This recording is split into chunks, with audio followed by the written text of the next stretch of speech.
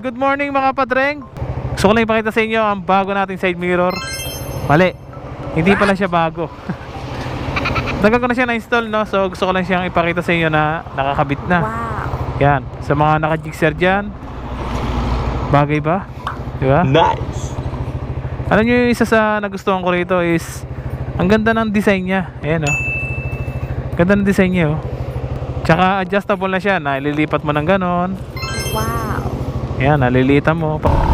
Maganda rito mga padreng kapag gusto mo siyang i-adjust. Yan, tulad niya, i-adjust mo pa ganyan. Gusto mo ng maliit na sa tingin mo, maporma na sa iyan. Nice. Ayan, may mga choice ka. Tapos ito, may mga may adjustable, meron din dito ang adjustan. Yan, katulad nito. Ayan, naaangat yan eh. Ayan, nagagalaw. Nakita nyo, nagagalaw yan. Wow.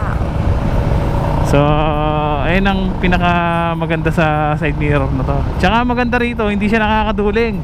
Nakita nyo, wide yung side mirror niya. Ayan, oh. Hindi siya nakakaduling. Ayan, pagka gusto nyo maliit, ayan, natutupi naman siya. Pag gusto nyo namang paganyan para may konting angas, yan, yung mga gusto natin, yung mga rider, may konting angas sa motor.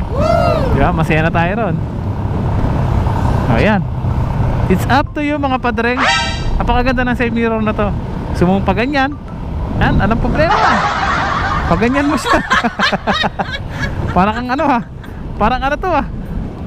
Parang ano tawag na? Parang sasakyan. Parang kang nasa L300. O, diba? Kaya, maraming maganda rin sa side mirror to. Gusto mo pababang ganyan, kaya lang Nice. mahirapan ka sa handlebar mo. Pinakamaganda talaga yan. Wow. Tingnan nyo naman, no? Ang ganda niyan tignan.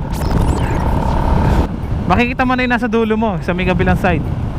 Ayan, katulad yan, nasa gitna ako. Ayan, may tricycle. Ayan, nakita na yung tricycle. Sa kabila naman ganun din. Lilingo ka lang ng konti para makita mo yung mas nasa gilid mo. Kung talagang hindi mo siya nakikita, lilingo ka na talagang ganun. Okay. Diba? Ayun lang mga padreng. Good morning sa inyo lahat.